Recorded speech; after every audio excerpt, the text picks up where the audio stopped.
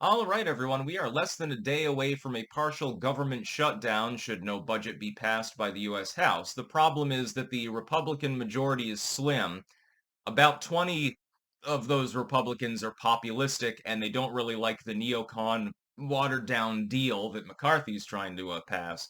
And the Democrats aren't pulled in by it either. In the end, Kevin McCarthy might end up having to give the Democrats more of what they want in order to get a budget passed in endangering his own leadership in the process. Of course, again, there are other Republicans that aren't really MAGA, they're not even populist, but they're sort of on the edge that I think would flee from supporting him if he were to try to do that. Trying to get the balance right and get those few votes that you need to get a majority to get a budgetary deal done is difficult on its head, number one. And then it has to head to the Senate.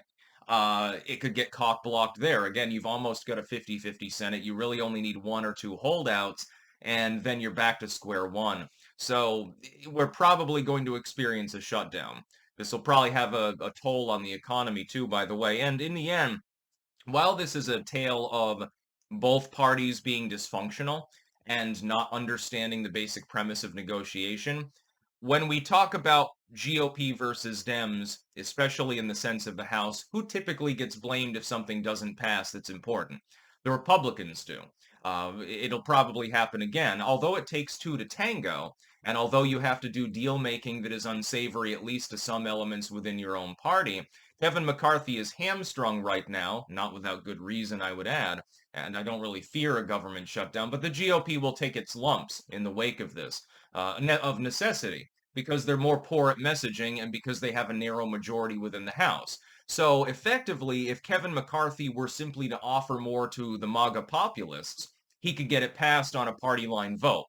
Again, it may fall flat then in the Senate if you go too far, although Manchin is there, Sinema is there, so you could probably get it through with 51, maybe 52 votes, assuming it wasn't draconian. McCarthy doesn't seem inclined to do that. It's one part McCarthy's fault, one part the Dems and the Reps' fault within the House of Representatives, and one part the dysfunctional nature of the Senate actually's fault that this budget is having problems moving forward. Now, there's a stopgap measure. I think it was 21 days that's being offered up mainly by the Democrats. Basically, hey, we'll keep negotiating. We'll fund the government for, another 3 weeks while we do this because we're slow and stupid and can't do our job apparently. And then so hopefully we can hammer something out. If I were Kevin McCarthy, I would just bend before the MAGA caucus within the House. You've got the Republican votes on a party line basis.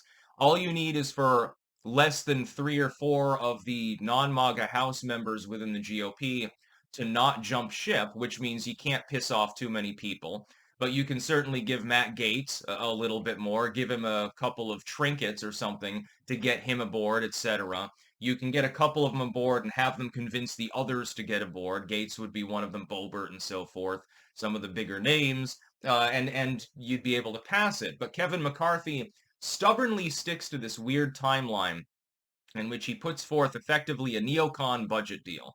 This isn't the first time that he's had this problem. He effectively begins to ignore some of his own House members when they raise concerns, thinking that a few Democrats will vote for it instead. Well, you got to make a choice. You can either go to the left, a bunch of Dems vote for it, they find it palatable, you lose some more Republicans, it becomes a bipartisan shitty effort, or you can go in the other direction and you can give some more to the populists who are saying, look, the budget's too bloated, there are things that we want added to it, there are things that we want removed from it. And then you pick off those members one by one by having them list like their biggest concern and say, okay, I'll meet you halfway on it. But he's a neocon. He's not good at negotiation. Kevin McCarthy has been a relatively weak House leader so far. I would be very surprised if he keeps his gavel come the next election.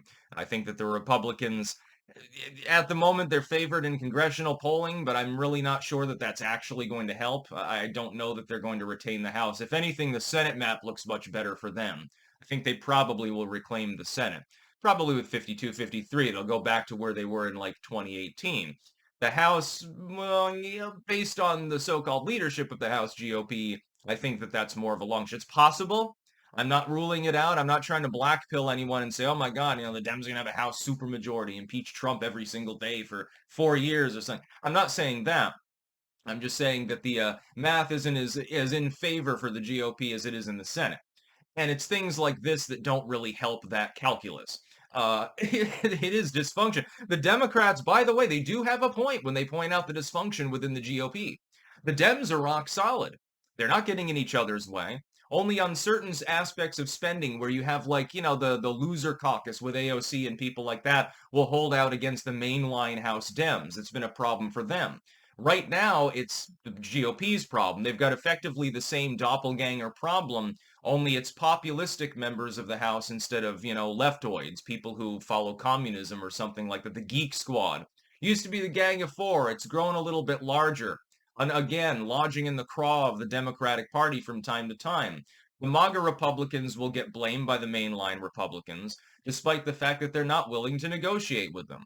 And so the government, like as not, in less than 24 hours, will shut down temporarily. There may be a continuing budget stopgap bill passed that might be successful, or they might torpedo it. Some mainline Republicans will vote for it, though. So that, I mean, that goes through probably if they manage to get it in on time. But TikTok, it's 9 o'clock Eastern right now. You've got until midnight. I'm hoping that the government shuts down, actually.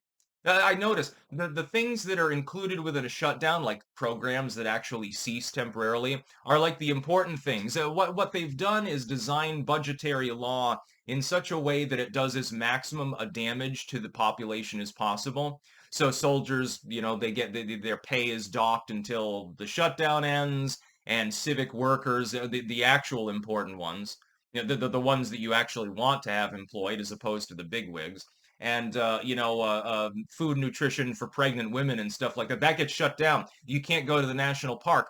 But yet, all of the shitty stuff that the government does that is less actually important in the day-to-day lives of Americans, that stays fully intact. They designed it that way on purpose. It's supposed to cause harm to the American people. Just think, the neocons and neoliberals are the ones that designed that particular rule system, by the way. They don't care about you. And so when I see dysfunction in the House, well, it gets led by Republicans. No friggin' wonder. That's about all. Peace out.